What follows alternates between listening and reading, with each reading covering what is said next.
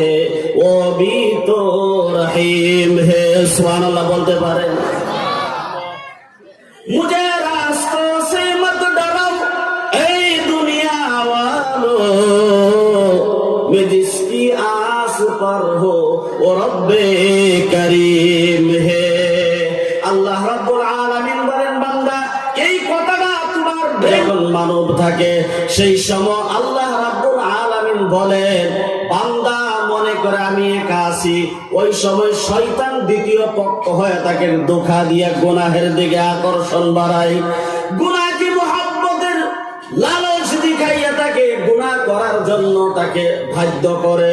বন্ধুগণ, আল্লাহ রাব্বুল আলামিন ওই চারটা উৎসাহিত বিষয়ের মাধ্যমে সমস্ত বিষয়ের জবাবগুলো আল্লাহ পাক কোরআনে কারীম থেকে দিয়েছে। জোরে বলুন সুবহানাল্লাহ।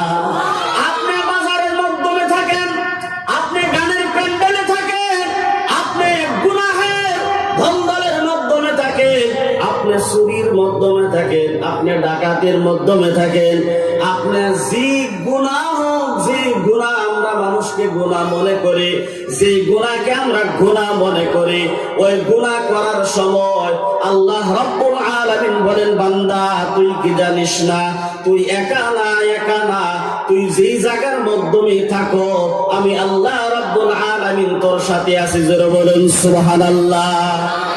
আল্লাহ রাব্বুল আলামিন কোরআনে কারীমের মধ্যে বলেন, ওয়া হুয়া মাআকুম আইনামা কুনতুম, বান্দা তুই যেই জায়গার মাধ্যমে থাকো আমি আল্লাহ তোমার সাথে আছি।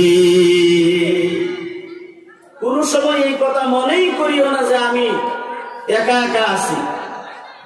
এই যে একটা হাতিয়ার আল্লাহ রাব্বুল আলামিন দিলেন, মানুষে যদি এই কথা মনে করে যে আমি গুনাহ করার সময় হাতের মাধ্যমে মদের বোতল মুখে নিবে, এমন সময় যদি তার এই কথা মনে হয় আমার সাথে কেউ না থাকতে পারে যে সারা জগৎকে সৃষ্টি করেছে, ওই আল্লাহ আমার সাথে আছে, মদের বোতল শরাবের বোতল মুখের উপরে যাবে? যাইব গো? কারণ আল্লাহর ভয় তার ভিতরে ঢুকে যাবে। এই যে একটা জিনিস আমরা শিখলাম, এটার মাধ্যমে যদি আমল করতে পারি কিয়ামতের দিন জান্নাতে যাওয়ার জন্য এই একটা আমলই যথেষ্ট। সুবহানাল্লাহ। 2 নাম্বার, বান্দা যখন গুনাহ করে সে মনে করে আমাকে কেউ দেখতাছে না, আমি ব্ল্যাঙ্কেটের নিচে গুনাহ করতেছি, আমি পর্দার আড়ালে আমি গুনাহ করতেছি। আল্লাহ রাব্বুল আলামিন বলেন, আলাম ইয়ালাম বিআন্নাল্লাহা ইয়ারা, আলাম ইয়ালাম বিআন্নাল্লাহা ইয়ারা।